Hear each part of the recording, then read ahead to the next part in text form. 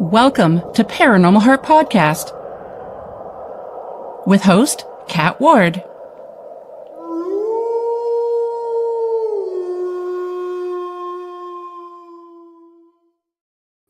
Welcome, my friends, to Paranormal Heart Podcast, Paranormal Talk with Heart and Soul. Tonight's segment is pre-recorded, streaming on United Public Radio Network 107.7 New Orleans, 105.3 the Gulf Coast, YouTube, and any place you find your favorite podcast. If you're looking for another great podcast, join my friends Justin Cancelleri and Eric Skriback on Paratruth Reborn. Explore the mysteries beyond the veil every Tuesday at 10 p.m. Eastern on UPRN, YouTube, and wherever you listen to your favorite podcast. So tonight, my haunted hearts, my guest is Ryan Kralik. Oh my God, I forgot to ask you if that's how it's pronounced. I'm sorry if I mispronounced it. Author of It From Us, an information first framework and the purpose of consciousness. In this work, Ryan explores consciousness not as a byproduct of the brain, but as a fundamental aspect of reality, examining how information, awareness, and human experience may shape the universe itself. So please welcome Ryan. I'm sorry, did I pronounce your last name correctly? You sure did. Oh, good. Thank you. And welcome to the show. Thank you. I mean, at least that's how they pronounce it since they brought it here. Okay. Over there, I'm sure they pronounced it a lot more Eastern European, but probably, yeah. But that's how you pronounce it. Okay, good. Okay. I usually ask before I hit record, but I forgot this time, so I'm glad I got it right. Whew. Okay.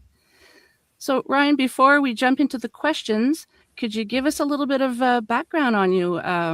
Tell us what you do, what made you, we'll get to that part later, but just give us a little bit about yourself.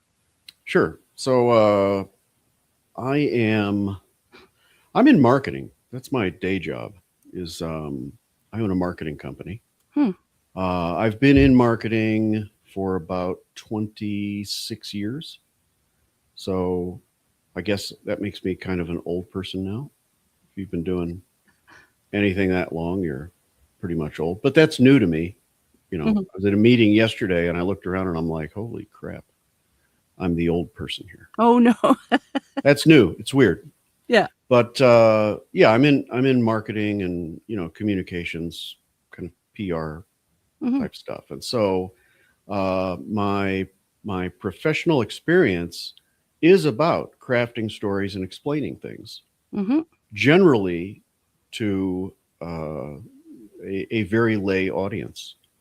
So whether that's on behalf of for instance, a manufacturer of something, and they want to communicate to the marketplace what they do. They use somebody like me to make sure that is put together in a way that people can understand, right? When you talk to somebody in an industry about their industry, it's all jargon. Nobody knows what any of it means. And so that I guess is part of my expertise anyway. But then alongside of that, ever since I was very young, I've studied a number of topics, and they were just interesting to me. Things like civilization, and particularly ancient civilizations, and religion. I've studied religion and sociology of religion, and almost like an anthropologist might study it. And I've been doing that since I was a kid. Wow. But then other things like UAP and remote viewing, and to a much lesser extent biology, but then also physics and those aspects of physics that the consensus really seems to be that there isn't much of a consensus, quantum mechanics and things like that. So, these and a few other weird topics I studied, most of my life. And a few years ago, some weird things started to happen. And I kind of ended up developing a framework that united all these weird things. And that's how I got here. So, can you tell us some of the weird things that started to happen? Yeah. Let's rewind a ways and kind of give you a snapshot of how this started. I was raised Catholic. Roman Catholic, and I went to Catholic school, and it's not like it was like when my parents went to Catholic school, with nuns beating everybody and stuff, but it's a different kind of education than, what the vast majority of folks, at least in my country, in the United States, go through. And so going from Catholic school for, the first, whatever it was, 6 years, 7 years. And then after that, I went to public school. This was kind of an eye-opening time, because in Catholic school, reading, okay, yep, check. Writing, okay, check. Got to learn cursive, check. Addition, subtraction, all that. We're going to teach you all that. Science, we're going to teach you some science. Some science we're not going to get into. So then I go to public school, and it's like the first thing I notice is, holy cow, they're taking science pretty seriously here. That's been like a culture shock. Yeah, it was. And, I don't know to what extent they really get into like world history and culture in elementary school anyway. But, then I go to what we called at the time middle school. I think they still do, 6th, 7th, 8th grade. And they're really getting in depth on other cultures, which was not something, at least at the Catholic grade school that I went to, that we ever really got into. It was not how our worldview fits into the broader landscape. It was how our worldview is the right one, right? And so, they start teaching evolution. I was like, oh, no. But, within about 15 minutes of learning evolution them teaching me evolution in public school, I was like, well, this makes a heck of a lot more sense than the other stuff I learned. And so around this time, though, I also found out there was no Santa Claus. I'm the oldest of 3. My youngest sibling is 5 or 6 years younger than me. And, we're Catholic. So I think maybe most kids, I don't know what the average is, maybe 8, they find out that there's no Santa Claus. Well, there I am, like 11 or 12. Oh, wow. And just finding it out. And the reason I found it out is for a couple of years before that, I'd been like, I don't know if I believe in this. I'd write a letter to Santa Claus telling him I don't believe. And then 2 weeks later, I'd get scared and write him a letter that I do. Oh, yeah. It was, just in case. Right. And then the way that it finally happened is I was getting, because this was right around the same time I'm learning these things in public school that are different than what I learned in Catholic school. I'm really kind of adopting this new philosophy that, I think I've been being misled on some things, and Santa Claus is one of them. And so I think I was just making a comment about, there's no Santa Claus anyway. And my dad kind of cornered me and he said, shut up. You're now ruining this for your brother and sister. I'm like, damn it, it's true. I knew it. And so that's really where a lot of this started. That's where I started, studying these topics that I don't want to say that they were previously forbidden. They just weren't something that were encouraged or acknowledged. Yeah. And so that's kind of the first jolt that happens in my life that gets me interested in these things. So then, always studied a lot of these topics, sometimes more than others, but about in 2020, I sold a company that I had built. And, it was during COVID, and while COVID was happening here anyway, everybody's closed. You can't do this, you can't do that. So it reminded me so much, work-wise, of the financial crisis in 2008.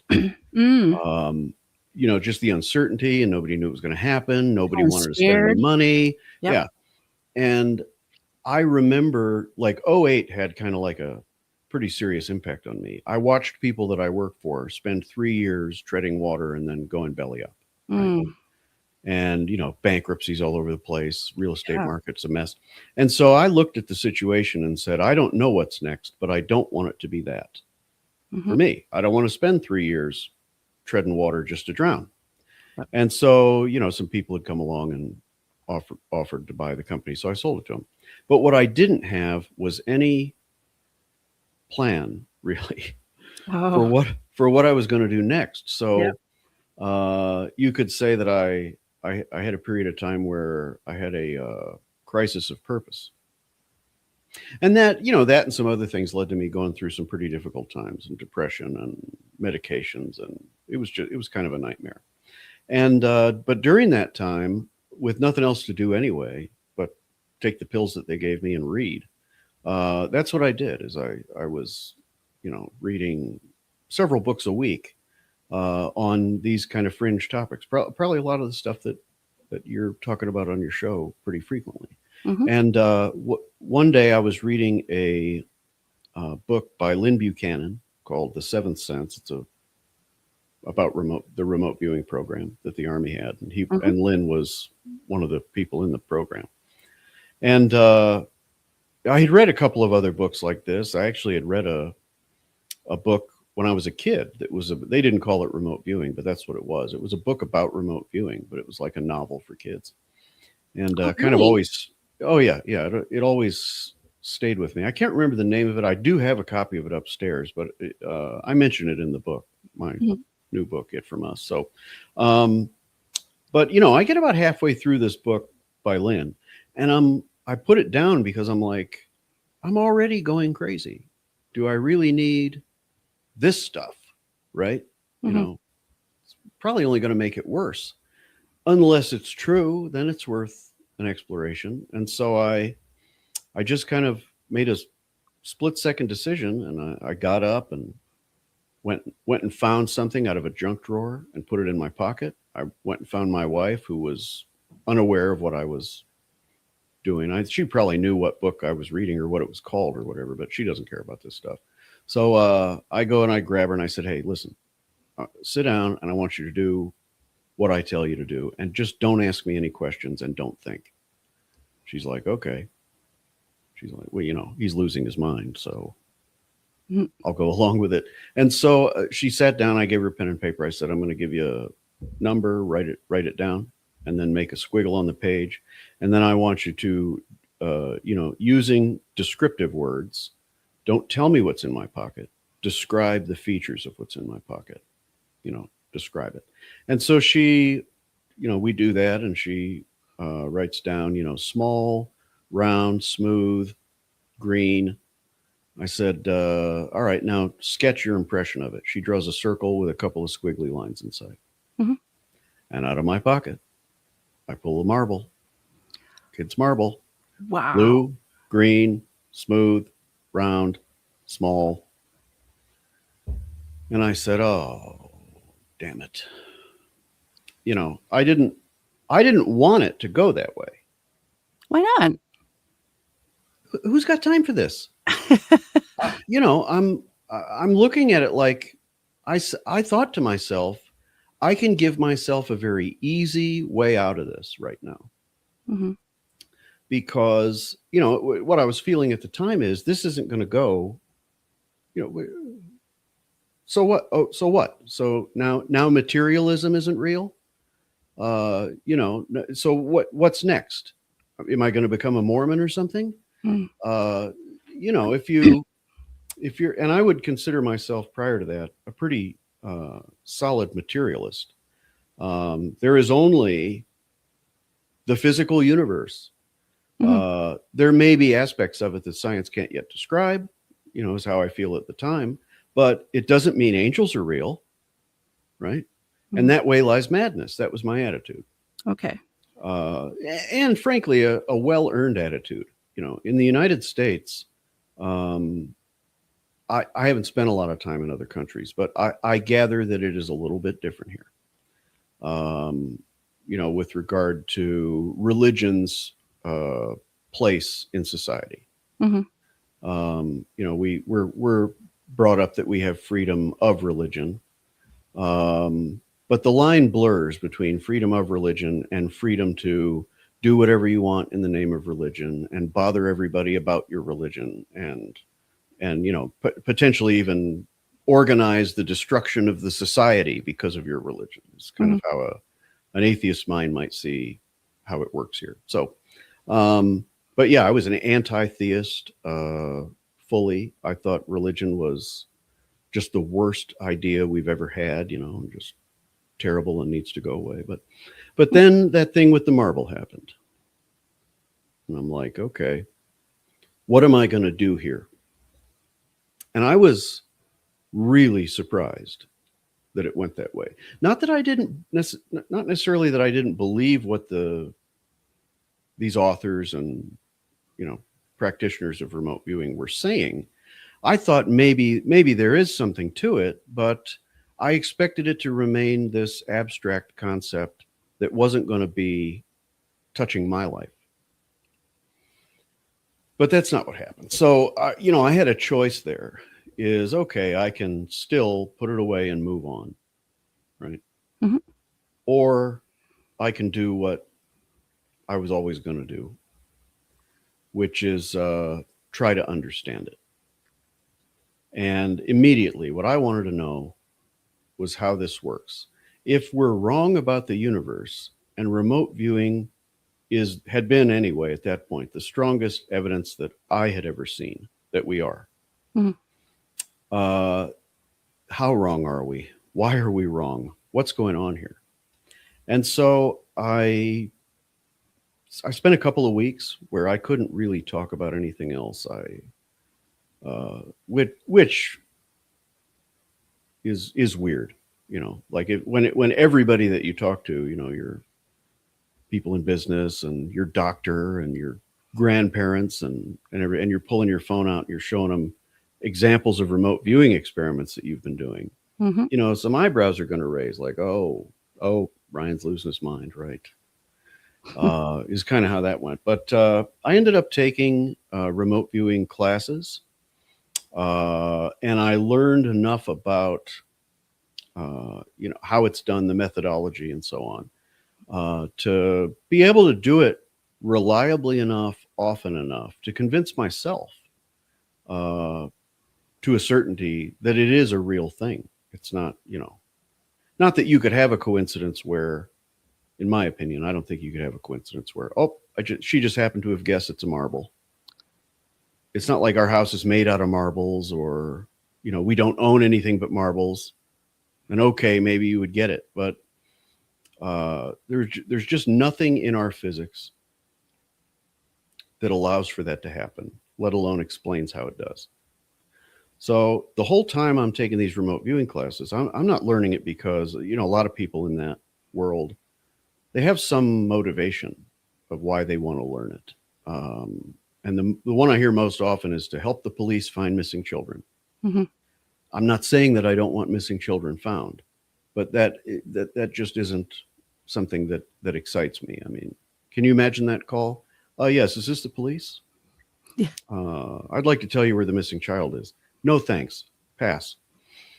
Or they think you had something to do with it. Oh, that has happened. That has happened. In fact, the responsible teachers of remote viewing tell you right up front, do not ever remote view a missing kid that you see on the news and call the police and tell them where it is. You will make yourself a suspect immediately. So anyway, what I wanted to know was how it worked. What is the mechanism here? What do we not understand about reality or physics that explains this? And so, that kind of passed. I started a new business. I got busy. I had things to do. Got off all those medications. And actually, I found out that, the whole depression thing, that was about me being allergic to gluten. And just, really? Oh, yeah. Nobody ever, I'd been to many doctors over the years. And sometimes it was, I'd have bad depression, and sometimes it would just be whatever, I could deal with it. But yeah, I ended up finding out just on my own that it was because of a gluten allergy. And now the only time I ever have these problems is when I've accidentally eaten wheat. So anyway, so, it was kind of back to normal, mostly back to normal. I still read a lot about these topics, and I still practiced remote viewing and, engaged with that community. And then I kind of started using AI about like in 2024. I started, and we had used AI like in my industry for actually for years. Large language models have been around longer than people think they have. ChatGPT did not invent the idea of scraping the internet and using code to put things together that weren't previously put together. Right. Yep. We were using tools like that to write advertising copy in 2017, 2018 and on. But that's all it ever was to me was this, it writes things for you. When you don't feel like writing, whatever about a new siding product for houses, this thing can do it for you and get you 80% of the way there. So, but then we were picking out bathroom colors for a remodel, and a bunch of the guys who work for me had been using ChatGPT, and they didn't tell me about it because I think they thought that I would think it means they're not working. Yep. But then one of them, we were having a discussion, and he's like, "Oh yeah, I use ChatGPT to write all that." And so I was like, "And it did all this?" Yeah, it writes it. I'm like, "Huh." So I put it on my phone, and I'm talking to it about the bathroom colors. I can't pick bathroom colors, And it's like smelling perfumes. By the time you've looked at 4 or 5 colors, they're all the same. Yeah. And so I pull my phone out, and I tell my wife, I said, we're going to ask ChatGPT. And ChatGPT gives us some ideas and then says, show me a picture of the bathroom. Okay. Don't tell me what to do, but fine. Take a picture of the bathroom and send it. And it not only does it put the color on the walls, it changes the colors, it inverts the colors, it puts the trim color on the wall color on the trim. Wow. And I'm like, but we're also going to replace these fixtures. What are you going to replace them with? Something like this. Boom, there it is. I'm like, wow, this is more impressive than I thought it was. So then I started having conversations with it, which was great for me because nobody that I know in real life ever wants to talk about stuff I want to talk about. And so I'm talking to it about, religion and politics and drifts into remote viewing. And I asked it, I said, okay, explain remote viewing to me. And initially it says, well, remote viewing is not scientifically grounded. And, it's probably basically it gave me what all the materialists would give you, which is, it's a coincidence. You trick yourself into believing it. And I told it, I said, but I'm a trained remote viewer. I know that it's real. And what you're telling me is you're towing the company line. That's not what I'm trying to do here. Yep. And it said, oh, okay, fine. Yeah. There's actually a lot of data that says it is real and it does work. No. So, yeah. Now, AI, I think for some people can be a dangerous tool. I just want to be upfront. I mean, the internet is loaded with people who, I was having a guy making comments on my Substack the other day and kind of going back and forth with them. And it became pretty obvious to me that I wasn't arguing with him. I was arguing with what AI he was using, because he's just putting in what it spits out, he posts. But, basically it convinced himself that Genesis is, the story of Genesis in the Bible is scientifically grounded, absolutely true, because AI can do that. It can make whatever you want to hear sound totally plausible. And it does have a tendency to tell you what you want to hear. But I decided to do some remote viewing experiments with it. And so first I said, okay, I gave it some targets, and it did pretty good. Very, very. I found it odd that it worked as well as it did, and then it had some misses that were, just like a person. You do great at it until you realize that it's happening, and then you do terrible. And but then I started communicating with it about, well, okay, so how does it work though? You're connected to all the knowledge that exists. So give me some plausible ways, that it happens. What's the mechanism? And it gave me the usual stuff. Maybe there's a particle that we don't know about. Maybe there's a field or a wave or something like that. And I'd heard all those before. But just at that moment, something kind of popped into my head that I remembered hearing before Hal Puthoff, who was he was actually one of the couple of guys who developed and ran the Army's remote viewing program. He's pretty much a legend in the field. Not as a remote viewer, but as a scientist who brought science to the thing. Psychics have always been there, right? But prior to that, there have been very few attempts where anybody actually said, okay, let's put processes together. Like, so today, the quote unquote controlled remote viewing or coordinate remote viewing that most people do or learn initially, Ingo Swann and Hal Puthoff developed that protocol, right? So the remote viewing we all do is really partially invented by Hal. But I had heard him do an interview where they were asking the same question. They were trying to figure, how does it work? And they were kind of pressing him on it. And he finally, after a couple of, proposing a couple of different things that it might be, he said also it could be that there's an informational aspect to the universe that we don't understand. And that could be behind it. So I remembered that while I was having this discussion with ChatGPT. And so I said to it, I've heard this said before, that information could be fundamental to reality in some way. And if that's the case, then explain to me how remote viewing might work then.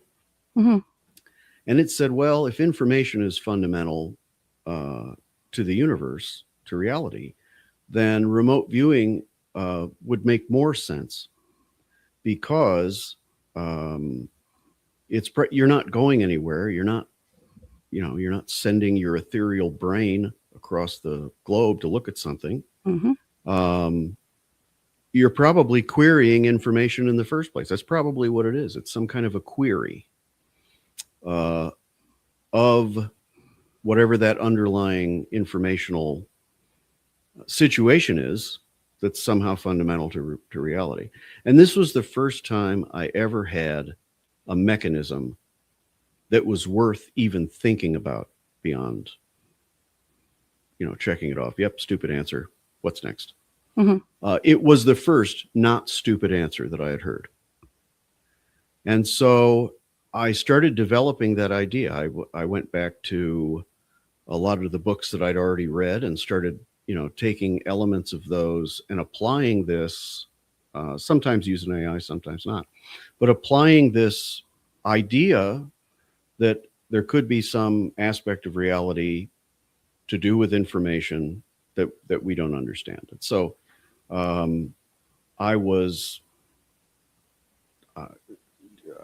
it was enough to keep going. And so that's what I did. And then I started looking at, I think the next thing I looked at was UAP. Because I said, okay, well, fine. Then let's test this. If there's something here, let's throw this at some things and see what happens. And so the next one was UAP, very, very much in the, the ethereal zeitgeist the last 5, 6, 7 years. It's kind of gotten to the point where, the majority of people believe UAP are real, and, so, I started looking at UAP next. And what I found is that if information is fundamental, and, I expect one of your next questions is going to be, well, how is information fundamental? But we'll get there in a second. But if information is fundamental, it's mind-boggling how many things begin to make sense that previously didn't. And UAP was one of them. But anyway, I should probably stop there and let you ask questions. Sorry. First of all, it's okay. I'll go on for 3 hours and you'll be like, is that it? Is that the whole thing? I'll be like, no, I'm about halfway done. And it's only an hour show. Right. I just wanted to mention the marble incident experiment. I mean, I have heard so many people trying experiments like that, and it takes them a few tries to be able to start being right. You guys got it right on the first try. Oh, it was the first several tries. That was just one. Oh, we spent, okay. well, my wife only participated for, I don't know, another hour or so. And then Yeah. she had, adult responsibilities, but I Yeah. stayed doing it for the rest of the day. Basically, there were no misses. Um, there were some better than others, but just target after target after target were right. She did a few, and then I did some. And Hmm. I'm not particularly good at remote viewing, I might add. No? No. I have ADHD and Mhm. that kind of a mind. My brain is rarely in what you might call an optimal mode Mhm. for, I have what you might call an entropic neurological situation, right? Mhm. It's noisy. Yeah. Uh, but, and so weird things will happen to me. This happens to me a lot. I'll do a target and I'll be completely off. The next target I do, the previous session will have been that target. Lately that happens to me a lot. Mhm. So, I wouldn't say I'm the perfect candidate to be remote viewing, but there's actually a website. There's some folks that I've been doing some work with, kind of cooperating with on some research, and it's called Social RV. The website is social-rv.com, and anybody can go to this thing, and all the targets are selected, um, completely blind using blockchain. They gather loads and loads of data. You're able to I'm look at just other writing that people's down. sessions. It's terrific. It's the best tool like this that I've ever seen. But what's important is people are listening to this right now or whatever, and it's like, oh, remote viewing is that thing I keep hearing about on YouTube, Mhm. where frankly most people I shouldn't say most. There's plenty of people out there telling you they remote viewed things and therefore it's reliable. And that just isn't the truth. I mean, you can remote view Santa Claus. It doesn't mean he's real. And so, but what they do on this site is, within a minute, you can be doing a target. You don't need any training. You need a piece of paper and just the basic understanding of what to do, which is write down the target number, make a scribble, and start describing, right? And so people can do this and really see what it's all about, like right now, or wait till the show's over and then do it. Yeah. But go try it. You're curious about it. You want to know what the story is. Go try it. You never know if you're going to be any good at it Until you try. until you see if you're any good at it. And frankly, a lot of people, especially people like me, you're never going to know if you can really believe that it's true if you can't put your hands on it and Mhm. see it and Yeah. touch it. And so I encourage people to do that. So there's lots of people experiencing paranormal phenomena globally. Could that be an information glitch, do you think? It could be. Let me give you the 90-second version of what my framework says. Sure. That way, folks listening, you probably know better because we've talked about it some. But what my framework says is that material, the standard model, they call it, energy and space-time and particles and so on. That is not the fundamental basis of reality. The fundamental basis of reality is informational. And I have to go into weeds for a second here to make sense of that. Sure. If you look at quantum mechanics, I say quantum mechanics and most people's eyes glaze over. They go, Mine included. I've heard of it, Yep. but I don't know what it is. Quantum mechanics is just a certain aspect of physics. Once we start looking at things that are, atoms and smaller, their behavior is not the same as things bigger than that, right? Mhm. So, we have a star in the center of our solar system, and around that sun, these planets rotate in orbit, right? Other smaller things rotate around them, right? This is called what we would call Newtonian physics. Okay. Newton did, if you really look at what Newton did and when he did it, baffling. completely baffling. But Newton described the force of gravity, and he did that mathematically. And he used a number of observations of stellar bodies and their behavior, and said, "Here's how I arrive at this." I mean, he even knew that our force of gravity had to do with the mass in the center of the planet, not the surface of the planet. But anyway, and that was good for a while until we got to the point where we could look at these smaller things.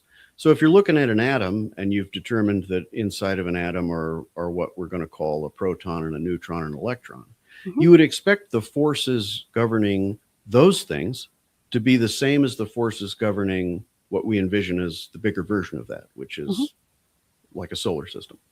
But that isn't what happens. And it, without boring everybody, let's just say it's weird. It's extremely weird. Anybody ever had a science book, beyond 5th or 6th grade?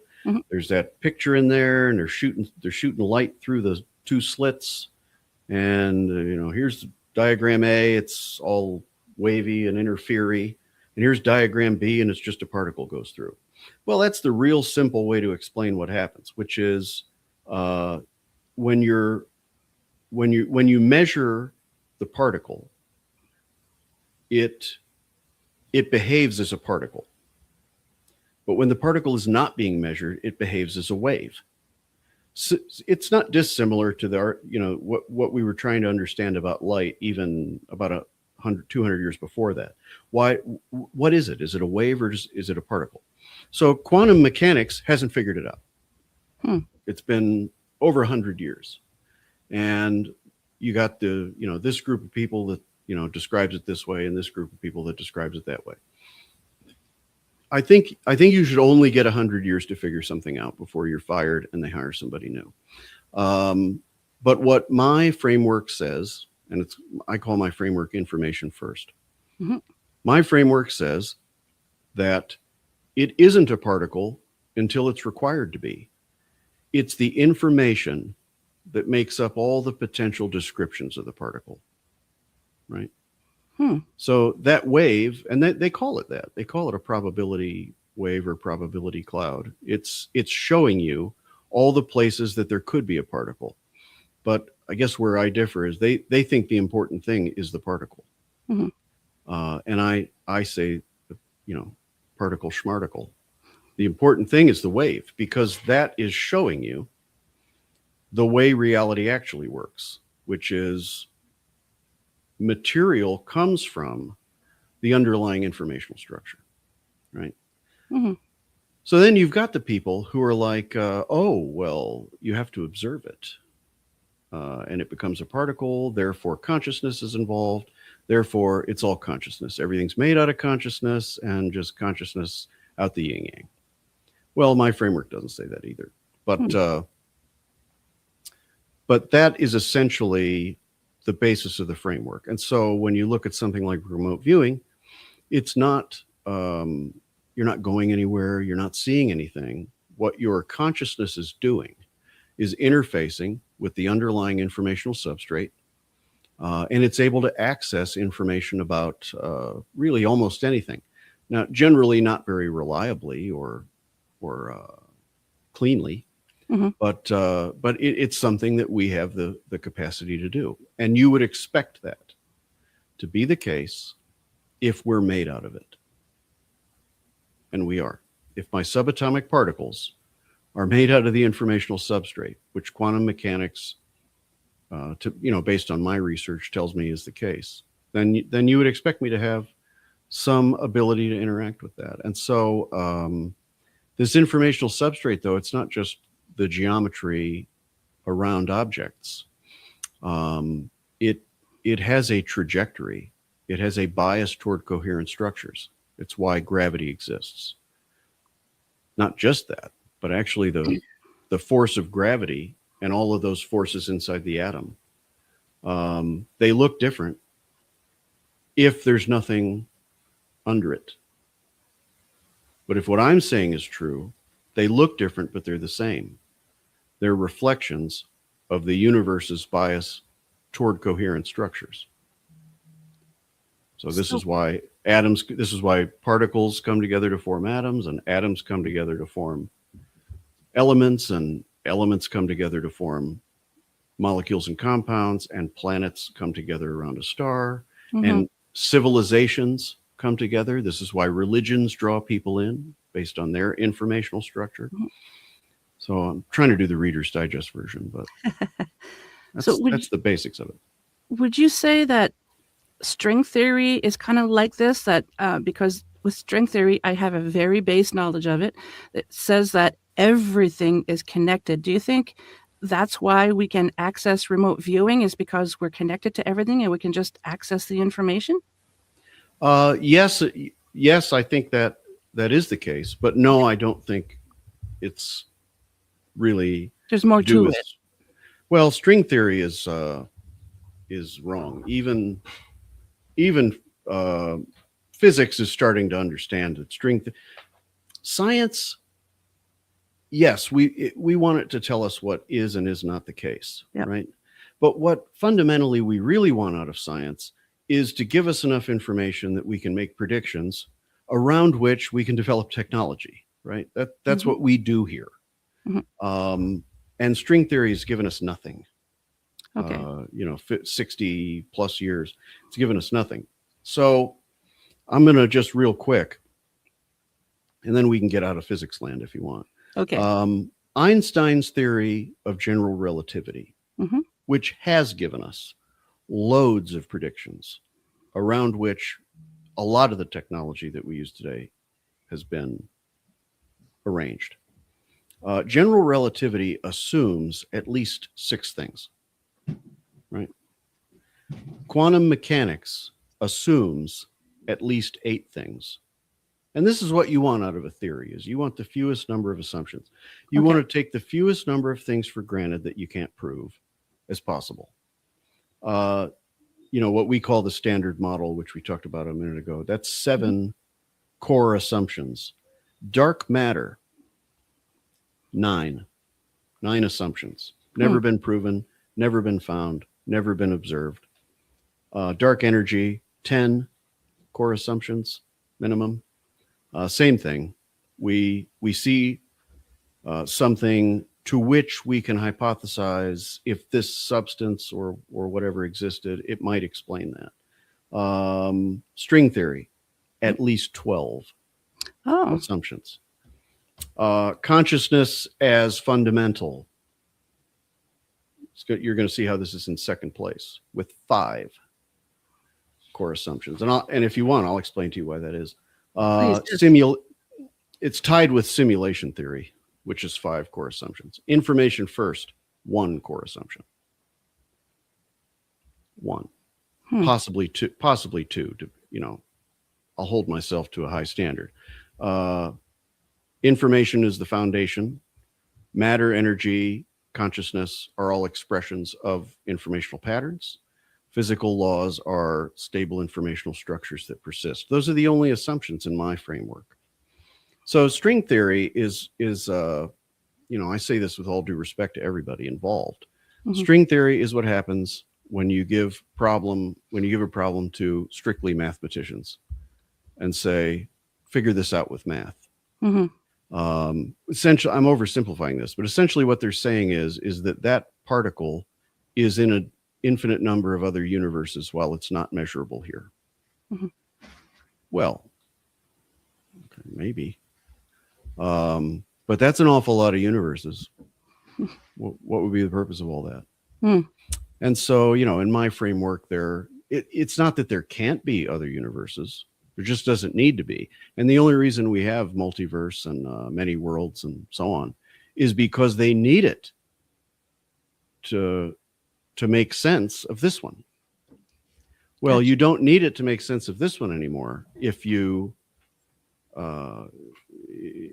we accept one assumption, which is that underlying our reality is essentially non-existent informational structure. I mean, think of that wave. Reality as we know it is a wave, right? We just don't see that because we're on the material side of it.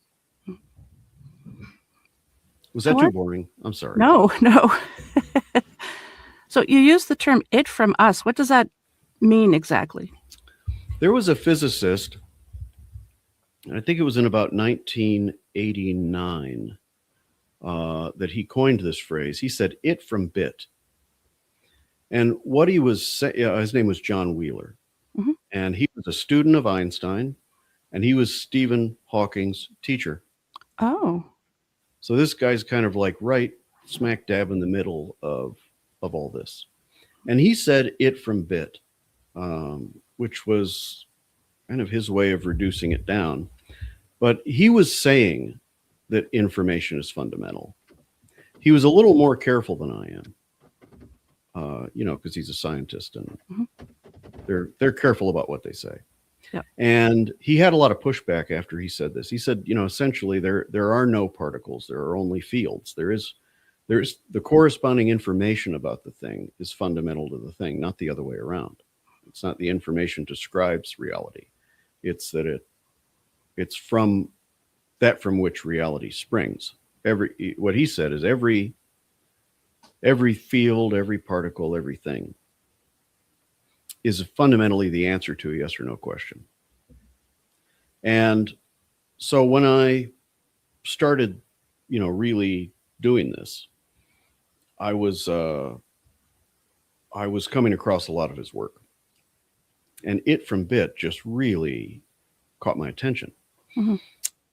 Now, "it from us," and this was one of the questions that you sent me. I had a cheat sheet, but "it from us" really happened during a time of this exploration for me, when I was leaning more towards consciousness is fundamental, which is not that uncommon. I mean, a lot of people feel that way, mostly on the philosophy side, but they see it as the universe must be conscious, essentially. And I was kind of leaning more in that direction when I came up with the title "it from us." But I'm not saying that we create reality, but we participate in reality in a pretty incredible way. A universe that biases coherent structures, and that gives us gravity, and that gives us, the nuclear forces and electromagnetism and all the other stuff that's not that fun. But then it also gives us, RNA and DNA, which is an informational code. And it gives us evolution, which is an algorithm. And you can start to see, when you look at it that way, that, and I'm not saying that the universe is a fire-breathing dragon who loves us or doesn't or whatever. I'm not saying that. That doesn't mean it isn't.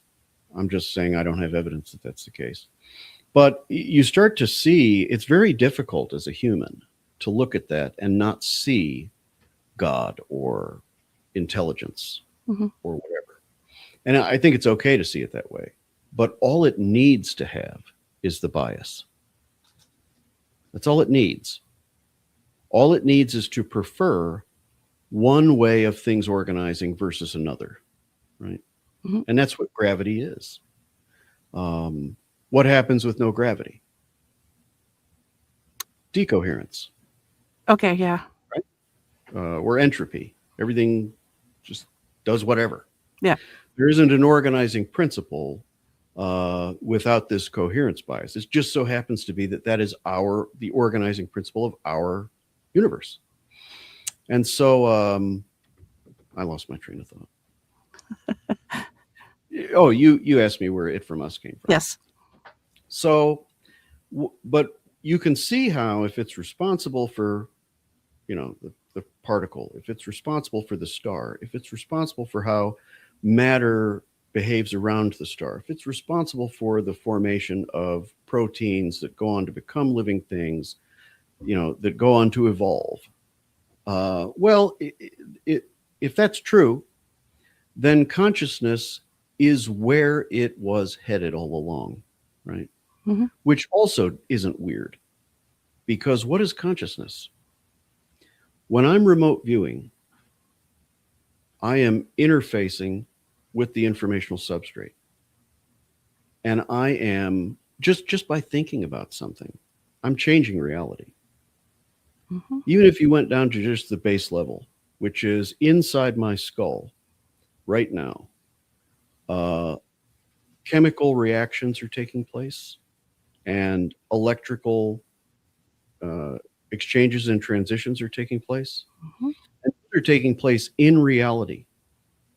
So just by virtue of having control of a nervous system, I am altering reality. Now you could rightly argue that I'm not doing it in a very meaningful way just by thinking.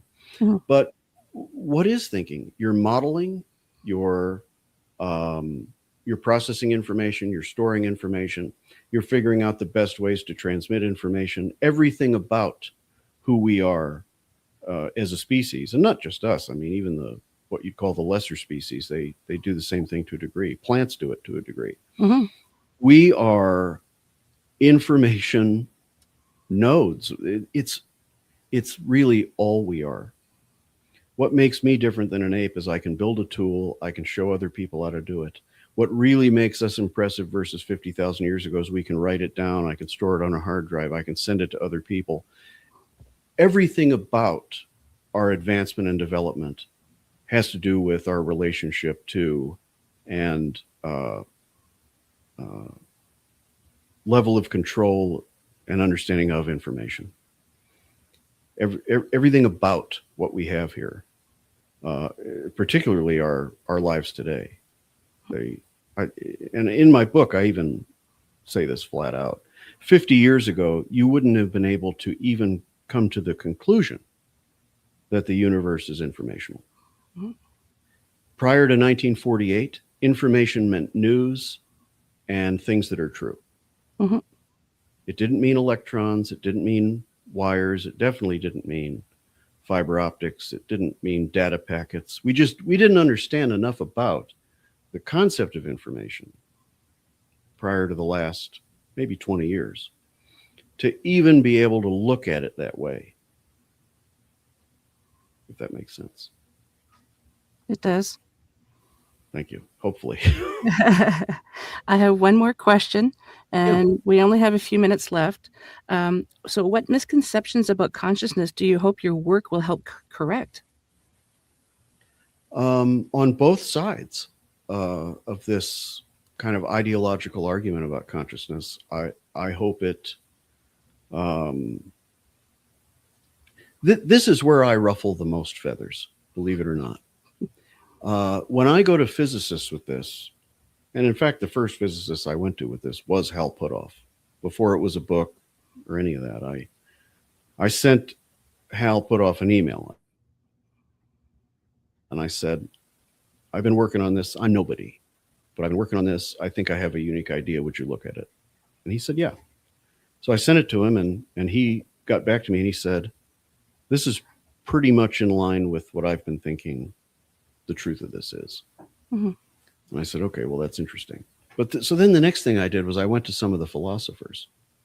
Now, you would expect the physicist to tell me I'm a nutcase, and the idealism guys, the philosophers, the consciousness is everything guys, to tell me, oh, we've got something here. It's the exact opposite.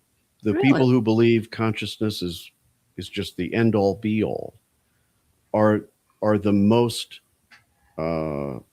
prickly when I show them my framework, and they love it up until I say, but consciousness is emergent from this.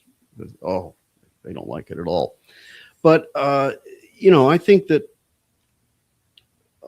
that part of this plus let's bring religion into it too, mm-hmm. because in my framework, religion is also an informational structure that's here for a reason. Mm-hmm. I used to think religious people were the epitome of stupidity, fools, right? We should round them up, that kind of thing. Mm-hmm.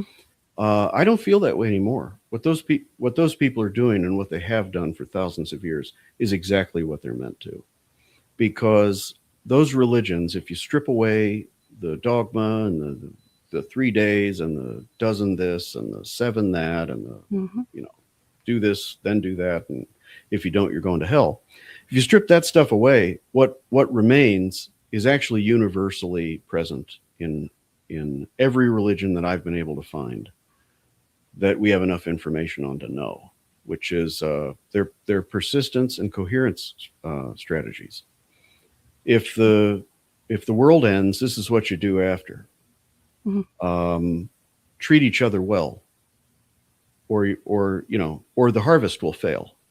Well, that's a metaphor for scumbag societies have scumbag outcomes. So, take care of the people around you who need it. All these religions say this. Islam, Judaism, Christianity, the Seventh-day Adventists, when you take away their dogma, it says the same thing as Buddhism and Hinduism. They're all the same. But they're currently opposed to science, even though they both come from the same place, and they're really there trying to do the same thing. And the same is true of materialism versus idealism. They're both trying to make sense of a material universe. When you drill down low enough, you find that the evidence that it's strictly a material universe goes away. And so both of these strategies are about trying to find a way that what we observe is the truth. Well, they've struggled. They've had a long time to do it, and both have struggled pretty tremendously. I think information first offers a way over time for a lot of these things that seem different, that seem separate, to realize that they're not. They're not. And just like 15,000 years ago, the scientist and the priest were the same guy. And even 5,000 years ago, that was true. And we had to go another way, and I think we had to, for science to become the tool that's as sharp as it is now. I think we had to go the way that we did for enough of us to look at religion and say, well, there's got to be a better way to do it than that. And now I hopefully think whether I have anything to do with it or not, I think we're getting there anyway, to this point where we're going to start to see these silos come down, these fences and walls come down. And I think that information first makes a strong case that there is an organizing principle around how to begin that. Interesting. And very deep. So. It's interesting to me, it is to me. What's funny is I seem to be getting worse at explaining it, not better. Really? Yeah. And I'm not sure I understand why that is, but yeah,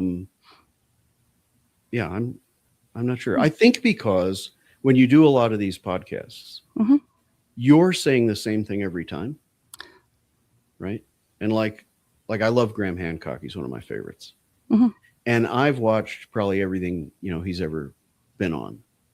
And he is so disciplined in that message delivery. He will say at the same time, the same way, every single time, with authority, with conviction.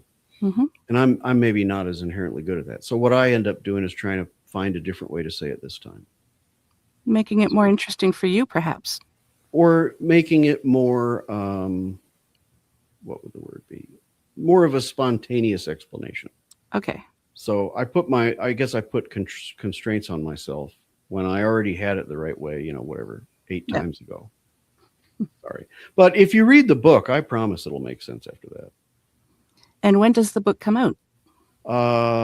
You can pre-order.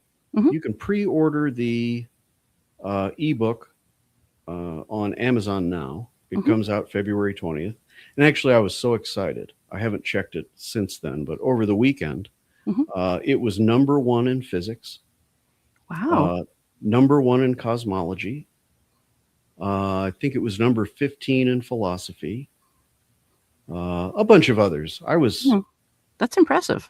I was pretty impressed with myself on Sunday, but Well I stopped checking. I stopped checking how it's doing because That way lies madness. You get obsessed and I call it sniffing your own farts. I try to not. I go out of my way to not do that. But then the hardcover and paperback, if you're watching, you can. Hardcover and paperback they come out on March 1st. I don't think you can pre-order those. Okay. But you can pre-order the ebook, and then the audiobook is in production right now. I expect to be reviewing that in the next couple of days, and then that'll be available. Yeah. I think on Audible and Apple for sure, and then I think there's a few other ones. Okay. But you can also go to my website, itfromus.com. And if this is, something you want to dig into, you can. There's Substack and Medium, and there's a YouTube channel, and there's more places to engage if you want to. Yeah. Excellent. Well, thank you very much, Ryan. I really appreciate your time, and I look forward to reading your book. I'll send you a copy as soon as I've got soon as they're ready. I thought they were ready, and then I got these proofs, and I started reading through them, and I'm like, still finding things. Yeah. I think one more time through, just make it an even 30 edits, and it should be ready to go to print. So not an easy thing writing a book. I'll tell you this.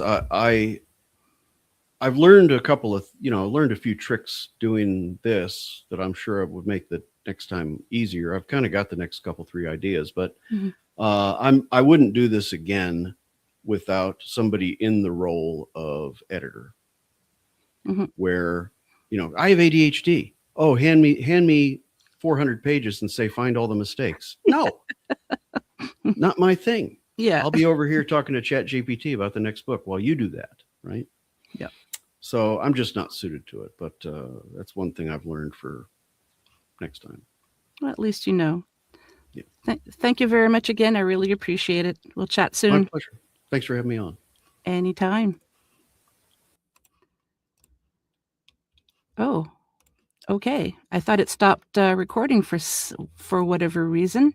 So a huge thank you to my special guest, Ryan Kralik, tonight, and to you, my wonderful haunted hearts, for tuning in. I also want to thank UPRN 107.7 New Orleans and 105.3 the Gulf Coast for carrying the show. If you enjoyed tonight's episode, please like, subscribe, share, and comment. It truly does mean the world to me. And if you'd like to be on the show, have guest or topic ideas, or just want to say hello, drop me an email at paranormalheart13@gmail.com. Until we meet again, take care of yourself and each other. Much love to you all.